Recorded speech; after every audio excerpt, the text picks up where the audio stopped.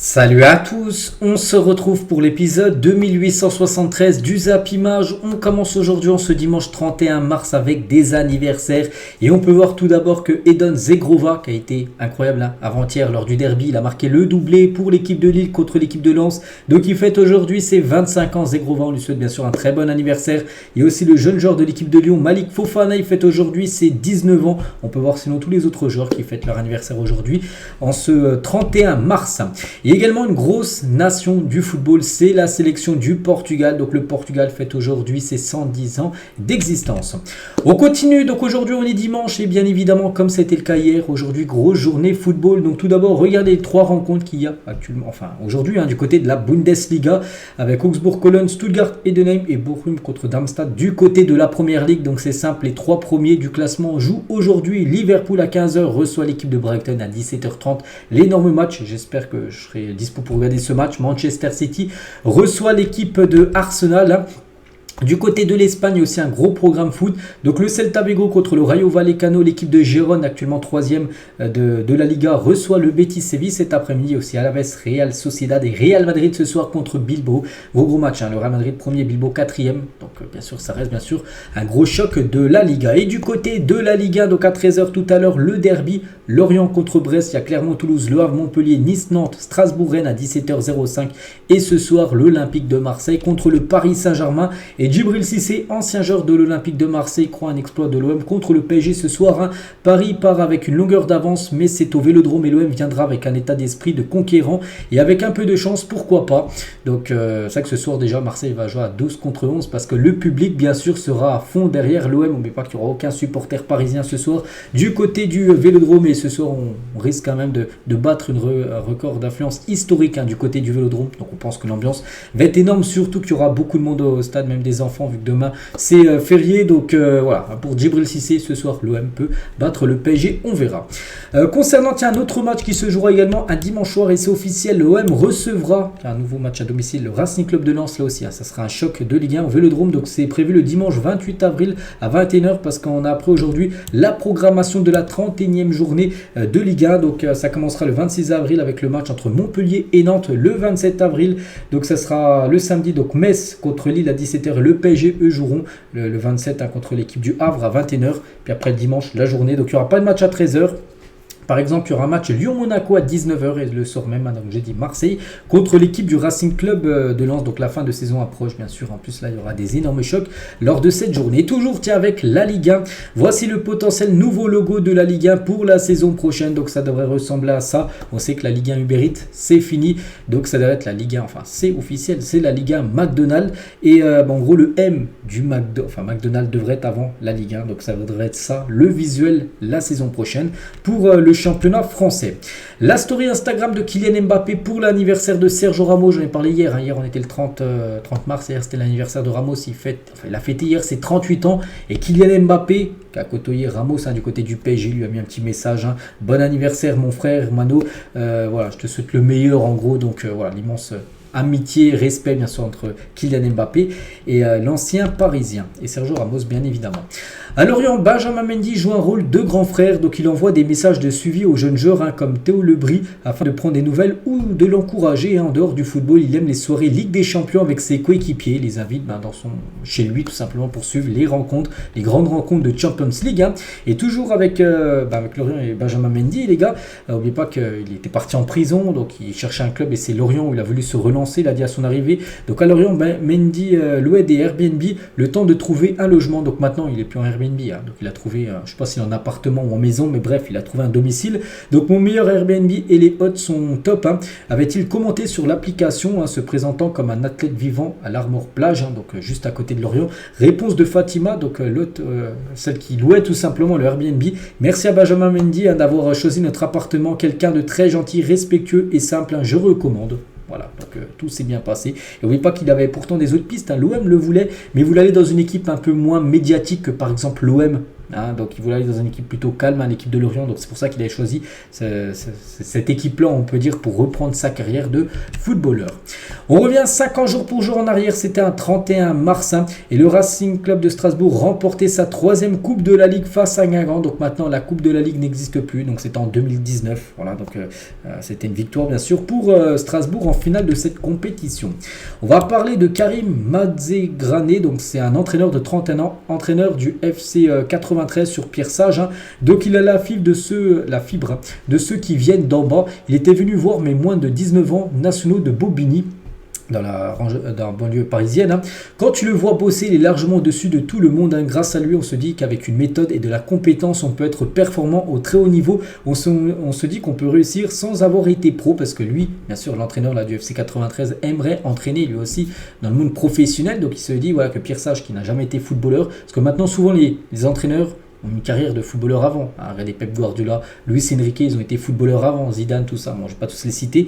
Pas Pierre Sage, les gars. Donc lui, c'est avec les bases, hein, qu'il a appris quand étant plus jeune qu'il est devenu entraîneur. Donc lui, en gros, il s'inspire tout simplement de Pierre Sage, hein. Il a dit c'est un exemple, mais aussi un espoir, car on est toute une nouvelle génération de jeunes coachs à s'ouvrir et à s'inspirer de lui. Voilà, de personnes qui n'ont pas fait une carrière de footballeur professionnel, mais qui aimeraient être entraînés et surtout entraînés au haut niveau. La saison de Harvey Elliott, hein, prend de plus en plus d'ampleur, hein, concernant ce jeune joueur anglais de Liverpool, hein. Donc 2 buts et 6 passes D lors de ses 10 derniers matchs pour Liverpool, qui va peut-être jouer cet après-midi contre Brighton, hein. Et il était aussi à 7 matchs, donc 7 buts et 3 passes D décisives avec l'équipe Espoir de l'Angleterre, hein. À 20 ans, c'est un joueur qui a vraiment un gros potentiel au milieu de terrain. Je me souviens de ses premiers matchs, hein, j'en parlais, parce que tous les jours, les gars, je vous fais des vidéos sur le foot, et à un coup, j'avais parlé, tiens, le première fois qu'il joue avec l'équipe de Liverpool à nous à surveiller. Il avait 16 ans à l'époque, donc regardez, ça fait déjà 4 ans que j'ai parlé de lui, parce que je me souviens, il avait 16 ans quand il a joué, maintenant il a 20 ans. Voilà, ce jeune Harvey Elliott, puis c'est vrai que c'est un joueur qui commence à prendre de l'ampleur, hein, et qui commence à avoir beaucoup de temps de jeu du côté des Reds de Liverpool. Antoine Comboiré indique toujours interdire la pratique du ramadan au FC Nantes lors des jours de match pour son retour au club, hein. Il a dit question délicate parce qu'il est en conférence de presse avant le match de Nantes, hein, ce week-end. J'ai mon franc-parler, ma façon de faire. On a des gens responsables qui assument leur choix. J'ai appris que des gens faisaient aussi la mi-carême, hein. Quand on double les séances, il ne faut pas que la séance du matin à l'après-midi. Ils font ce qu'ils veulent les jours de match, et je leur ai dit que tout le monde soit ensemble, hein, sur le terrain, et pour manger aussi avant. Jusqu'à présent, tout le monde est d'accord. Pour ceux qui ne veulent pas suivre la règle, il n'y a pas de sanction, mais ils restent à la maison le jour de match, hein. Le joueur qui n'a pas voulu, c'est arrivé une seule fois. On a fait une réunion avec sa mère, son agent. Il s'est soustrait tout seul, hein. On a fait notre match. Je pense qu'avec l'appui des médecins, que quand vous jouez le soir, hein, vous êtes plus costaud quand vous avez bien mangé et bu. Donc voilà, en gros, il dit les joueurs qui font le ramadan du côté de Nantes, en gros, ne peuvent pas faire. Enfin, ne joueront pas le jour de match, hein, s'il y a un match le jour J. Donc voilà ce qu'il a pu dire Antoine Comboiré. N'oublie pas que il fait son retour, il a remplacé Gourvenec, hein, qui a été licencié après la défaite de Nantes il y a 2 semaines, hein, contre l'équipe de Strasbourg. Le top 10 actuel de Première Ligue comparé à celui de la saison dernière au même moment, après la 30e journée. Donc on ne prend pas en compte les résultats d'hier. Donc voici le résultat. La saison dernière, au bout de 30 matchs à la 30e journée, on peut voir par exemple que c'est Arsenal qui est en tête devant City et Newcastle 3e position. Et Arsenal de nouveau, hein, en tête là, cette saison à la 30e journée devant Liverpool. À Liverpool, la saison dernière, c'était 8e. À la 30e journée, que là ils sont 2e, hein. Ils jouent cet après-midi. Et City, donc la saison dernière ils étaient 2e, vous avez fini premier, ils ont gagné le championnat. Et là cette saison ils sont 3e, donc voilà, ça se ressemble un peu, à part Liverpool, hein, qui performe beaucoup plus que la saison dernière. Adil Rami, donc il a dit Lenny Yoro est le meilleur défenseur de Ligue 1 et tout le monde le sait. Alors, voilà, concernant cette pépite, hein, c'est vrai qu'il commence à prendre une sacrée ampleur. Regardez, un titulaire indiscutable du côté de Lille, et il devrait être transféré certainement du côté du Real Madrid l'été prochain, le jeune Lenny Yoro. Et Lenny Yoro, tiens, qu'allume un fumigène après le derby du Nord, un gagné, on sait, par Lille, hein, contre Lens, hein, c'était avant-hier, une victoire 2-1. La FIFA a donné le Japon vainqueur du match contre la Corée du Nord qui devait se tenir le 26 mars dernier. C'était il y a quelques jours, pendant la trêve, il devait y avoir un match entre le Japon et la Corée du Nord, mais du côté de la Corée du Nord, ils ne voulaient pas en gros jouer ce match contre le Japon, et du coup la FIFA a tranché. Le Japon, sans avoir joué le match, gagne sur tapis vert, hein, et défaite par forfait de la Corée du Nord qui a refusé de jouer contre le Japon. Je ne sais plus trop par rapport à quoi, mais le match ne s'était pas tenu. La présentation officielle de Kylian Mbappé au Real Madrid pour avoir lieu au mois d'août prochain après la tournée américaine. N'oubliez pas que le Real aura 3 matchs au programme. Je ne sais plus c'est qui je sais qu'il y a le Barça, un classico, mais je me souviens plus des 2 adversaires. Je crois que Milan et Chelsea, je crois, pour le Real. Et après cette trêve internationale, enfin trêve plutôt américaine, hein, ça n'a pas rien à voir avec les pays. Donc en gros, ça sera la présentation officielle de Kylian Mbappé. Donc ça y est, on a une date, hein, ça devrait être au mois d'août. Mais bon, ça sera bien sûr bien officiel avant hein, son arrivée. Mais sa présentation officielle peut-être au Bernabeu, comme ça avait été le cas pour Cristiano Ronaldo en 2009. Hein. Donc ça devrait être au mois d'août prochain. Donc cela à cause du calendrier chargé du club. Hein. Donc voilà, concernant Kylian Mbappé. Et toujours avec lui, le départ de Mbappé vers le Real Madrid fait avorter les plans d'Arsenal pour recruter Xavi Simons, parce que Arsenal voulait Xavi Simons, mais vu qu'Mbappé va quitter le PSG, et ben du coup du côté de PSG, on va faire revenir Xavi Simons. Et du coup pour Arsenal, mais ils n'auront pas Xavi Simons. Hein. Le PSG devrait bien retenir le jeune talent, donc le jeune Xavi Simons. Pour la saison prochaine, il devrait le conserver, donc il est prêté actuellement du côté de Leipzig. Giorgio Furlani, c'est le directeur général de l'AC Milan, confirme l'envie de Rafael Leao de rester au club malgré sa clause de 175 millions d'euros. Donc voilà, lui souhaite rester du côté de Milan. Donc le PSG devra regarder ailleurs cet été, parce que le PSG avait pensé à Rafael Leao pour être le remplaçant de Kylian Mbappé, donc ça ne sera pas lui. Donc après le PSG a d'autres options, comme par exemple Victor Osimhen. L'Inter Milan souhaiterait prolonger le contrat de Simone Inzaghi jusqu'en 2027. Donc lui, c'est le coach de l'Inter hein, qui fait une belle saison. L'Inter va remporter le championnat. Bon, l'Inter, ça, ils ont flop en Ligue des Champions parce qu'ils sont déjà éliminés, mais la saison dernière, ils ont atteint quand même la finale de la LDC, perdu contre City. Donc ils devraient prolonger, bien sûr, Simone Inzaghi. L'AC Milan est en pole position pour Joshua Zirkzee, donc un joueur de Bologne. À Bologne aussi, ça réalise une très belle saison. Il pourrait potentiellement jouer la Ligue des Champions saison prochaine. L'équipe entraînée par Thiago Motta. Et l'un de leurs meilleurs joueurs, les gars, c'est lui, c'est le joueur néerlandais Zirkzee, et c'est l'AC Milan hein, qui sera intéressé. Donc le joueur coûterait entre 30 à 40 millions d'euros. Laurent Nicolas allume Maxime Estève suite à son départ. Donc il a quitté Montpellier pour aller en première ligue. Je ne sais plus, je crois que c'est Burnley où il avait rejoint. Là, c'était en janvier dernier. Il a dit: ce n'est pas moi qui ai décidé. Quand un joueur vous appelle tous les jours en vous disant je veux partir, je vais gagner tant par mois, pour moi il ne partait pas. Les Anglais voulaient un joueur sans rien payer ou en payant au mois d'août. Hein.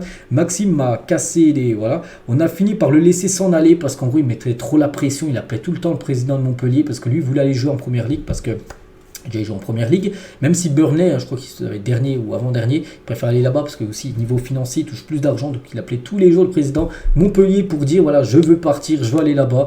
Et bah, du coup, voilà, il lui a dit vas-y, pars. Hein. Puis du coup, le transfert s'est fait.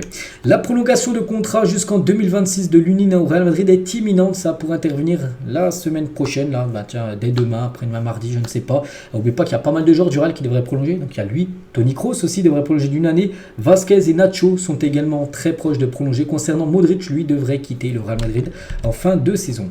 Le Sporting Club du Portugal cible Lucas Beltrán de la Fiorentina comme potentiel successeur de Victor Gyökeres. Vous savez, l'attaquant suédois qui marque beaucoup de buts, parce qu'il devrait quitter le club et du coup le Sporting commence déjà à préparer l'après Gyökeres et il pense à ce joueur. Hein. Donc l'Argentin pourrait rejoindre le club pour un montant estimé à 20 millions d'euros. Donc Gyökeres devrait être vendu au moins 100 millions d'euros. C'est sa clause libératoire et il pourra investir un cinquième de la somme récupérée en vendant 100 millions d'euros de Gyökeres. En achetant lui, les gars. Un joueur que je connais pas trop, les gars. Lucas Beltrán, un joueur de la Fiorentina. Des nouvelles d'Hendrick qui veut rejoindre la tournée américaine avec le Real Madrid, même si le Brésil atteint la finale de la Copa América. Donc vous savez, il va jouer la Copa América. Certainement, il sera dans l'équipe A du Brésil. Hein. Surtout en plus qu'il a joué les 2 derniers matchs avec le Brésil, il a marqué 2 buts. Donc voilà, même si le Brésil atteint la finale, ben, lui, il veut pas prendre de repos. Il veut, dès le lendemain de la finale ou le surlendemain, partir directement avec le Real Madrid aux États-Unis. En plus, ça sera aux États-Unis la Copa América, donc il n'aura pas un long déplacement. Mais voilà, il souhaite rejoindre le groupe du Real qui sera au même moment hein, du côté des États-Unis pour la pré-saison. On va parler de ce joueur, les gars, un nom à surveiller parce qu'Hendrick, maintenant on sait que voilà, c'est un nom qu'on entend beaucoup parler parce que c'est un joueur qui a signé au Real. Mais lui, les gars, c'est aussi une jeune pépite brésilienne. Hein, vous savez, tous les cracks brésiliens. Donc il s'appelle Messinho. Donc en gros, son prénom c'est Estevao, mais son surnom c'est Messinho. Messi hein, dans le nom. Bref, donc la signature de Messinho continue de progresser. Le Barça le suit depuis de nombreux mois et sait qu'il ne sera pas facile d'obtenir le joueur car il a déjà un grand nombre de clubs intéressés. Regardez, il y a les équipes, il y a Manchester City, Manchester United, Chelsea, Arsenal et le PSG et le Barça sont sur lui. Palmeiras veut une indemnité de transfert élevée, donc Palmeiras va le vendre à celui qui propose le plus et problème. Donc lui, j'ai déjà vu des interviews de sa part. Lui, il aimerait aller au Barça. Mais le problème, c'est que le Barça, financièrement, ne peut pas rivaliser avec le PSG, City ou même les autres clubs anglais. Donc voilà, Palmeiras, eux, ils souhaitent le vendre ce qui offrira le plus d'argent. Donc à nous à surveiller, les gars, ce Messinho, je crois qu'il a seulement 17 ans. Voilà, 17 ou 16 ans, je ne sais plus. Mais je sais qu'il il n'est pas majeur encore. Donc voilà, un joueur qui devrait certainement arriver dès peut-être à l'âge de ses 18 ans quand même. Hein. Il peut trouver un contrat, bien sûr, un accord, mais il arrivera à ses 18 ans en Europe. Donc voilà, Messinho. Leandro Paredes sur Keylor Navas après Argentine-Costa Rica. Tiens, c'était la semaine dernière où l'Argentine s'est imposée 3-1. Il a dit c'est un chat. Bon, après, on peut voir l'insulte, mais il a dit ça la rigolade. Hein, même si c'est un insulte, en gros, c'est un compliment. C'est-à-dire qu'il a été tellement bon. Keylor Navas, n'oubliez pas que Keylor Navas a perdu 3-1 contre l'Argentine, mais l'Argentine, je me rappelle, elle a fait au moins 16 tirs cadrés. Il a quasiment tout arrêté. Bon, il n'avait pas pu non plus tout arrêter, mais il avait fait au moins plus de 10 arrêts dans le match. Hein. Donc voilà ce qu'il avait dit Paredes sur Keylor Navas.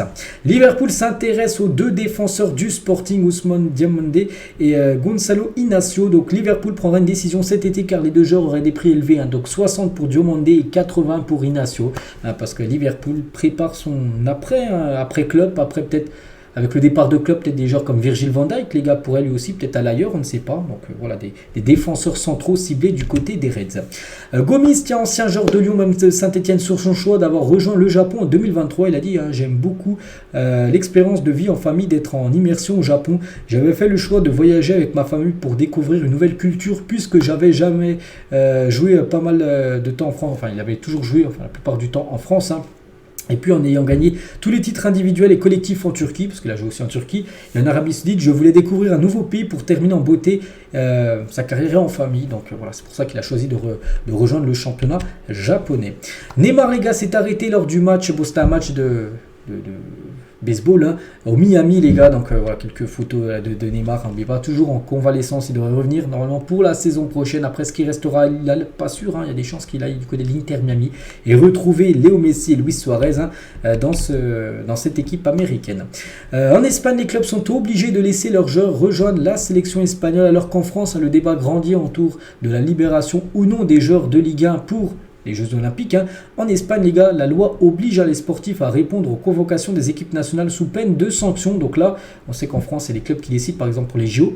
Mais en Espagne, ils n'ont pas le choix. Les clubs, si la Fédé, par exemple, je sais pas, la Fédé espagnole, ils veulent Lamine Yamal pour jouer l'Euro, ok, mais pour jouer les Jeux Olympiques, hein, il a que 16 ans, donc il a moins de 23 ans, qui peut être sélectionné, ils n'auront pas le choix, ils n'auront pas leur mot à dire, hein, ils peuvent même prendre une sanction, le FC Barcelone, hein, c'est pas pareil qu'en France, hein, du côté de l'Espagne.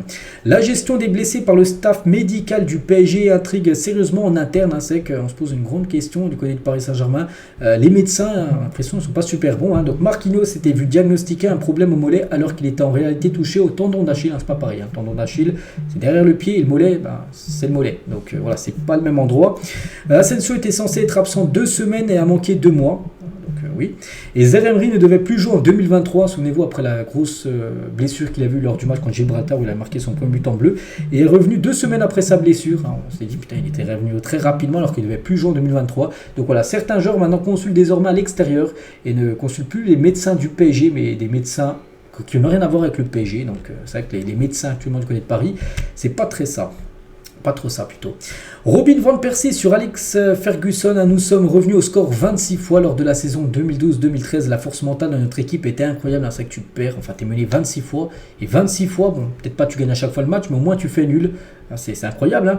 Hein. Ferguson faisait toujours tout pour qu'on puisse se lâcher. Parfois il arrivait dans le vestiaire et nous disait, les gars, par où commencer? Je m'ennuie devant votre match. Hein. Mettez-vous à ma place, j'ai 72 ans et je dois regarder ce genre de match. Il nous disait, excitez-moi, essayez une chevauchée de 40 mètres, essayez un dribble, je m'en fiche. Hein. Si ça se passe mal, hein. Je veux me lever de mon siège, hein, s'il vous plaît, excitez-moi et rendez le jeu plus rapide, s'il vous plaît. C'est un génie parce que voilà, il disait ça des fois l'habitant, puis souvent 26 fois même. Hein, ils sont revenus au score l'équipe de Manchester United parce que ça plaisait pas du tout à Ferguson. Francesco Acerbi accusé d'avoir tenu des propos racistes envers Juan Jesus. Hein, c'était il y a 2 semaines, jour pour jour. Il a dit, je ne suis pas une personne raciste. Hein. Mon idole était Georges Weah et quand ma tumeur a été découverte, j'ai reçu un appel surprise de lui qui est encore aujourd'hui me touche. Hein. Donc voilà, par rapport à ce qui s'est passé, n'oubliez pas qu'il a été acquitté parce que faute de preuves, il n'y aura pas de sanction, mais pas que l'Inter, s'il y aurait eu des preuves, hein, l'aurait viré hein, de l'équipe de l'Inter Milan à Serbie. Donc voilà, concernant cette histoire. Willy Sagnol, donc le coach hein, de la sélection de la Géorgie qui s'est qualifié hein, pour jouer l'Euro. Après la qualification à l'Euro, les joueurs m'ont tous dit qu'ils n'iraient pas en Allemagne pour faire du tourisme. Hein. Ça tombe bien, je connais déjà l'Allemagne parce que les joueurs au Bayern, ils vont là-bas pour peut-être pas pour gagner l'Euro, parce que voilà, l'ambition va être, ça va être compliqué, mais pourquoi pas de sortir des poules, ça serait exploit. N'oubliez pas que c'est la première fois qu'ils vont jouer l'Euro, et maintenant c'est du bonus pour eux, et voilà, l'objectif maintenant c'est de sortir bien sûr des poules et potentiellement jouer un 8e de finale. Il y a 8 ans, jour pour jour, Christian Pulisic faisait ses débuts du côté de la sélection américaine. Regardez, c'était ce match-là, Pulisic, hein. Bien sûr, maintenant qu'il joue du côté de l'AC Milan, il a joué à Dortmund, il a joué également à Chelsea. Bref, donc maintenant c'est le plus jeune américain capitaine de la sélection américaine. Le plus jeune américain marqué lors d'un match de qualification pour la Coupe du Monde Homme. 4 fois athlète masculin de football de l'année aux États-Unis et 3 fois vainqueur de la Ligue des Nations de la CONCACAF, qu'il a remporté il y a quelques jours. Parce que là-bas c'est une légende, bien sûr, Christian Pulisic, dans le soccer, parce qu'ils appellent soccer du côté des États-Unis. Le football, bien sûr, en parlant du soccer. Eric Dimeco, Griezmann était le capitaine naturel et Deschamps a voulu s'acheter une paix sociale en mettant Mbappé capitaine. Je pense qu'il s'est trompé. Voilà ce qu'il dit Eric Dimeco. En gros, il dit que tout simplement Deschamps aurait dû mettre Antoine Griezmann le capitaine. Mais il s'est dit en gros que Deschamps a mis plutôt Mbappé parce que sinon il aurait été beaucoup critiqué sur les réseaux sociaux plutôt de mettre Griezmann que Mbappé. Bref, voilà. Donc par rapport au brassard, n'oubliez pas qu'il avait plutôt mal pris quand même Griezmann. Il a même dit en interview après qu'il ait su que c'était le vice-capitaine, donc le deuxième capitaine à Mbappé, parce que lui s'attendait, bien sûr, il voulait être le capitaine numéro 1 des Bleus. Officiel, Amadou Haïdara prolonge au RB Leipzig jusqu'en 2026. Rien à dire, donc félicitations à lui pour sa prolongation de contrat. On va parler de N'Golo Kanté, donc de 2015 à 2021, c'est quand même exceptionnel. Regardez tout ce qu'il a remporté. Bon, il y a une Ligue des Champions, il y a une Europa League, il y a une Coupe du Monde, il y a une Super Coupe d'Europe, il y a une Première Ligue avec Chelsea, donc une FA Cup, donc il a tout raflé. Bien sûr, N'Golo Kanté, maintenant qui joue du côté de Al Ittihad.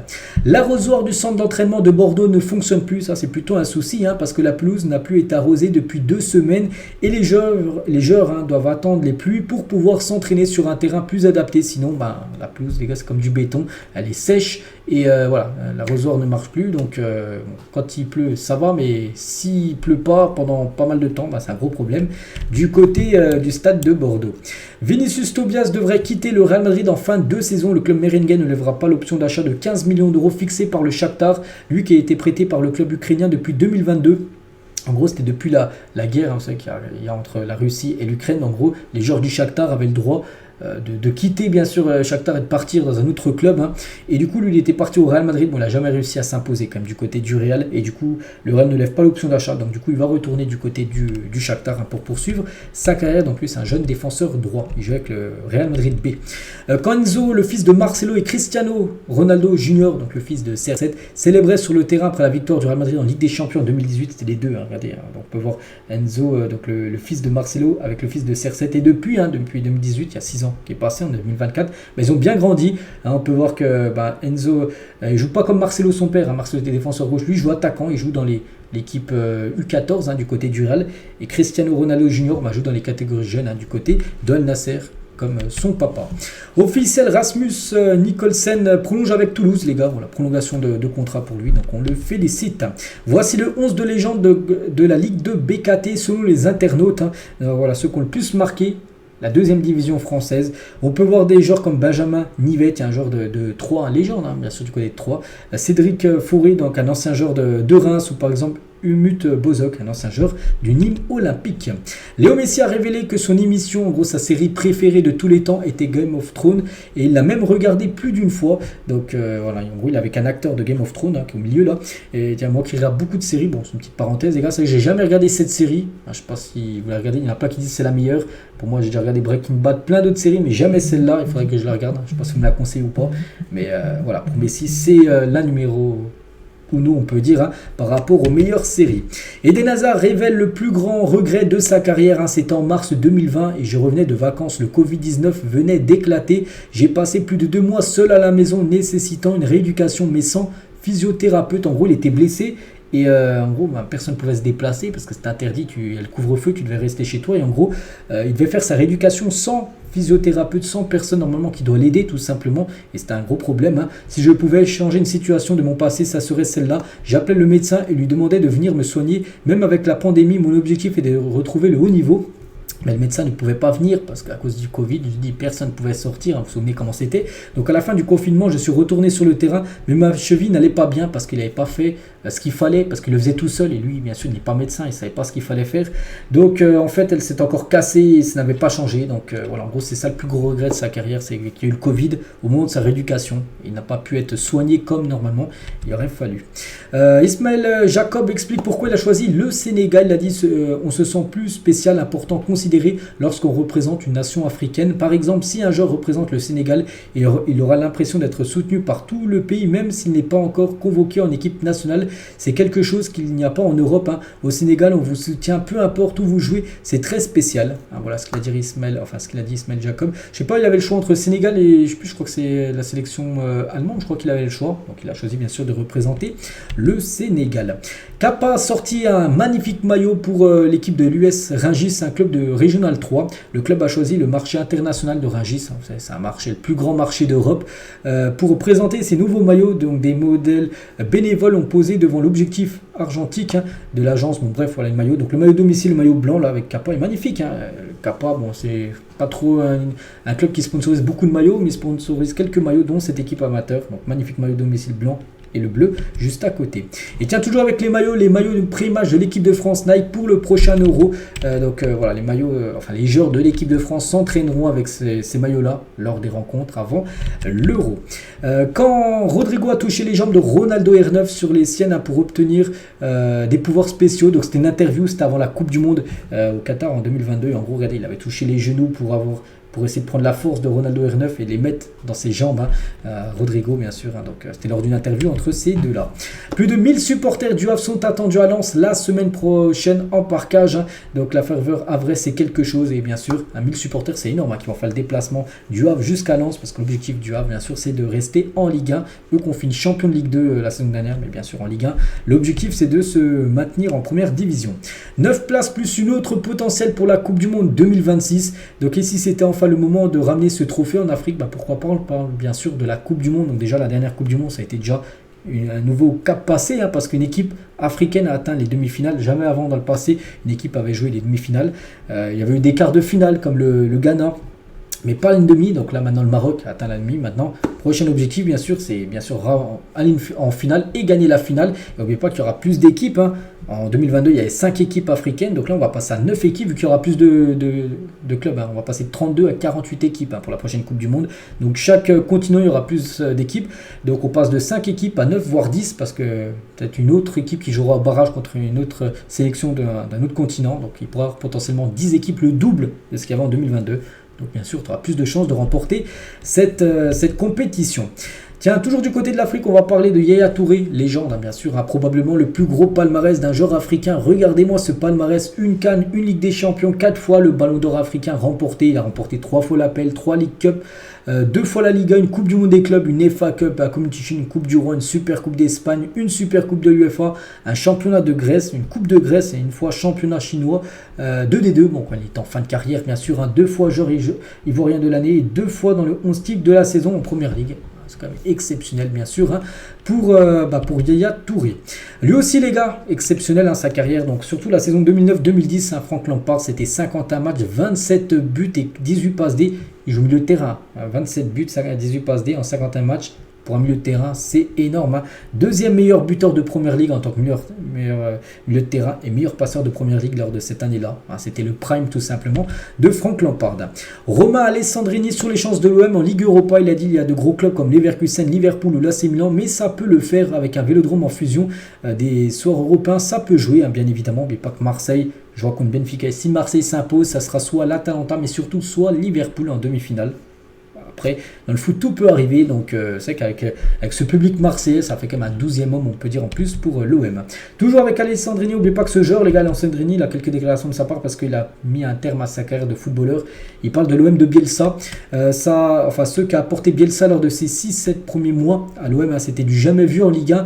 Même depuis le banc, je le regardais jouer et je me disais, c'est trop. Qu'il jouait super bien avec Bielsa qui avait ramené sa patte et ça fonctionnait très bien. Alessandrini, toujours, Donc le jour où Rudy Garcia a commencé à me faire jouer latéral dans un 3-5-2, c'était compliqué contre Monaco. Je me retrouve face à Bernardo Silva. Je me suis dit, ça va pas le faire ce soir. Il m'a sorti au bout de 30 minutes de jeu. Parce que voilà, Rudy Garcia avait tenté un coup de bluff, tout simplement 3-5-2 avec Alessandrini, dans le même couleur que Silva. Silva lui avait fait la misère. Bernardo Silva, maintenant joueur de City. Et du coup, il était sorti au bout de 30 minutes de jeu, pas parce qu'il était blessé, parce qu'il fallait changer de format de jeu, enfin de dispositif, parce que ça n'allait pas du tout. Toujours avec lui, si j'avais continué à Rennes sur les mêmes bases et sans les blessures, je pense que j'aurais pu finir dans un grand club d'Europe, mais c'est mon destin. Il a été pas mal de fois blessé, Alessandrini. Il revient aussi sur le fait d'avoir été convoqué en bleu, mais sans jamais jouer. C'est vrai qu'il a été des fois appelé, mais toujours sur le banc. C'est un gros regret, mais 3 ans avant, je me faisais les croisés en national à Guignon. Puis à l'époque, il y avait Benzema, Nasri, Valbuena, Ribéry, Menez, des joueurs qui jouent un peu la même position que lui. Voilà, en gros, il dit que la concurrence était compliquée, bien sûr, pour jouer. Et sur l'équipe de France, dernière déclaration d'Alessandrini, il a dit: quand on sait qu'on a le meilleur joueur du monde dans notre équipe, donc Mbappé, ça joue beaucoup. Je reste persuadé que la France sera favorite pour l'Euro. Bien évidemment, les favorites, même si les 2 derniers matchs n'ont pas été super bons, mais la France, l'Angleterre et le Portugal, je reste sur ces 3 nations-là. Je vois une des 3 la remporter le futur Euro. N'oubliez jamais quand Luis Suarez a dit à l'arbitre: regardez, il venait de toucher le ballon de la main, mais regardez, Suarez, les gars, c'est le gardien, les gars, qui touche le ballon de la main. D'accord, il a le droit s'il est dans sa surface. Et Suarez avait dit à l'arbitre: le gardien il touche le ballon de la main, donc il faut un penalty. Bon, il s'était un petit peu trompé là. Luis Suarez. Et on finit les gars, dernière info du jour. Et c'est une question pour vous, pour tout le monde. Donc classer ces 4 défenseurs centraux à leur prime, du plus fort au moins fort. Donc voilà, il y a Maldini, il y a Nesta, il y a Sergio Ramos et Pepe. Donc je commence. Donc tout d'abord, je pense, pour ceux qui me suivent depuis longtemps, vous savez qui je vais mettre en premier, bien sûr. Je vais mettre Sergio Ramos. Voilà, exceptionnel Ramos, je le mets en première position. Après, je mettrai comme Maldini, les gars, deuxième. Maldini, c'était très costaud. Après, il y a match entre Nesta et Pepe. Je sais pas, je mettrai Pepe troisième et Nesta la 4e position. Voilà, mais de toute façon, on peut le mettre là, ces 4-là, dans le top 4, je pense, des meilleurs défenseurs de l'histoire du football. Bon, il y en a des autres, vous allez me dire non, mais c'est vrai qu'au moins ils sont dans le top 10, les 4, très facilement. Donc voilà ce qu'il y a à dire aujourd'hui. J'espère que ça vous a plu. On se retrouve demain, les gars, demain lundi. Demain, voilà, ça va être plutôt long parce que vous savez que le lundi, on va revenir sur tout ce qui s'est passé. Bien sûr, ce week-end, il y a beaucoup de choses à dire. Allez, je vous souhaite une très bonne journée. Bon dimanche à vous et demain, on est au mois d'avril et nouvelle vidéo. Allez, demain.